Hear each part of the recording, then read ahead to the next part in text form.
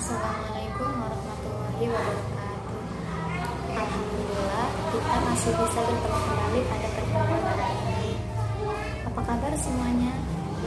Semoga kita selalu diberi kesehatan dan kemudahan sehingga dapat menjalankan aktivitas kita seperti biasa.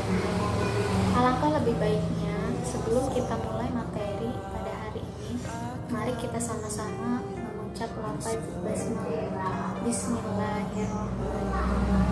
Nah, pada kesempatan kali ini kita akan membahas tentang pelaksanaan penyelenggaraan jenazah. Kita semua sudah pasti sering melihat orang meninggal di sekitar kita, baik itu disebabkan karena sakit ataupun terkena bencana, yang kesemuanya itu membawa pada kematian. Kematian ini merupakan kepastian dan ketetapan dari Allah Subhanahu wa Ta'ala. Nah, apa saja yang harus kita lakukan dalam penyelenggaraan pengurusan jenazah? Mari kita bahas pertemuan kali ini. Selamat menyaksikan. Ruang lingkup pembahasan. Yang pertama, mengenai pengurusan jenazah yang meliputi memandikan, mengafani, menyalatkan, dan menguburkan. Yang kedua, mengenai takziah. Dan yang ketiga, yaitu mengenai ziarah kubur. Umur dan kematian. Kematian merupakan ketentuan Allah Subhanahu wa Ta'ala. Kematian merupakan hal yang pasti, cepat atau lambat pasti akan datang. Semua makhluk hidup akan merasakan mati. Hal ini sesuai dengan firman Allah Subhanahu wa Ta'ala dalam Al-Qur'an surah Al-Imran ayat 185. A'udzu billahi minasyaitonir rajim. Bismillahirrahmanirrahim. Kullu nafsin dha'iqatul maut.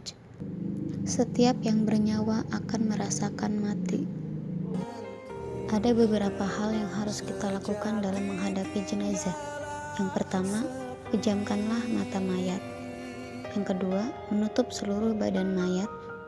Yang ketiga, tempatkan mayat pada tempat yang aman. Dan yang keempat yaitu kerabat boleh mencium si mayat. Pengurusan jenazah yang meliputi memandikan, mengafani, menyalati, dan menguburkan. Yang pertama, memandikan jenazah. Syarat jenazah yang wajib dimandikan. Yang pertama, jenazah itu orang Islam. Yang kedua, didapati tubuhnya walau sedikit dan bukan mati syahid. Yang berhak memandikan jenazah. Apabila jenazah itu laki-laki, yang memandikannya hendaklah laki-laki pula, kecuali istri dan mahramnya. Apabila jenazah itu perempuan, hendaklah dimandikan oleh perempuan pula, kecuali suami dan mahramnya. Jika jenazah itu seorang suami atau istri, maka istri atau suami yang lebih berhak memandikan dibanding mahramnya. Tata cara memandikan jenazah. Memandikan di tempat yang tertutup. Mayat diletakkan di tempat yang lebih tinggi seperti dipan. Dipakaikan kain basahan seperti sarung agar auratnya tidak terbuka. Mayat didudukan atau disandarkan pada sesuatu, lalu disapu perutnya sambil ditekan pelan-pelan agar semua kotorannya keluar. Setelah itu, hendaklah mengganti sarung tangan untuk membersihkan mulut dan gigi si mayat. Bersihkan semua kotoran dan najis. Mewudukan, setelah itu membasuh seluruh badannya. Disunahkan membasuh 3-5 kali. Mengafani jenazah. Kain kafan yang digunakan yaitu minimal selembar. Sempurnanya 3 lembar untuk laki-laki dan 5 lembar untuk perempuan. Caranya yaitu hamparkan kain kafan selembar demi selembar dan taburi kain dengan kapur barus. Mengkafani dengan sebaik-baiknya. Menyalati jenazah. Tata cara sholat jenazah. Mayat diletakkan di depan imam. Jika mayat laki-laki, imam berdiri di dekat kepala. Jika mayat perempuan, imam berdiri di dekat perutnya. Kemudian imam diikuti makmum. Jika yang sholat sedikit, usahakan dibuat 3 shaf. Salat jenazah dilaksanakan dengan 4 takbir. Niat sholat jenazah. Untuk jenazah laki-laki, usolli ala hadal mayyiti arba'a takbiratin fardhul kifayati ma'muman lillahi ta'ala. Dan untuk jenazah perempuan, usolli ala hadhil mayyitati arba'a takbiratin fardhul kifayati ma'muman lillahi ta'ala. Aku berniat salat jenazah ini 4 rakaat fardu kifayah sebagai makmum karena Allah Ta'ala. Kemudian melakukan takbir yang pertama, lalu membaca surat Al-Fatihah. Kemudian melakukan takbir yang kedua, lalu membaca sholawat Nabi seperti membaca sholawat pada tahiyat akhir. Lalu takbir yang ketiga dan membaca doa untuk jenazah. Kemudian melakukan takbir yang keempat sambil membaca doa.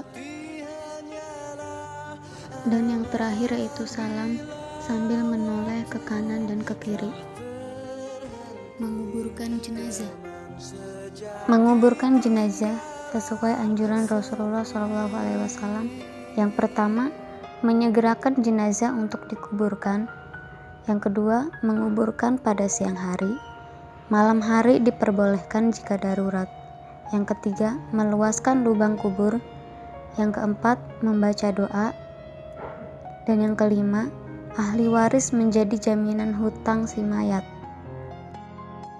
Takjiyah, yaitu mengunjungi orang yang sedang tertimpa musibah kematian dalam rangka menghibur atau memberi semangat. Adab atau etika dalam bertakziah. Yang pertama, menyampaikan doa untuk si mayat serta memberi kesabaran bagi orang yang ditinggal.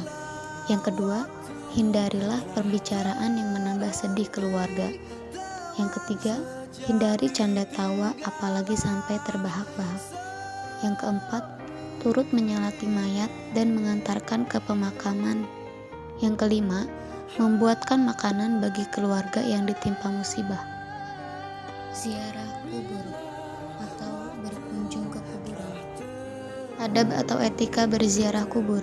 Yang pertama, niat dengan ikhlas karena Allah Subhanahu wa Ta'ala, tunduk hati dan merasa diawasi oleh Allah. Yang kedua, mengucapkan salam. Yang ketiga, tidak banyak bicara.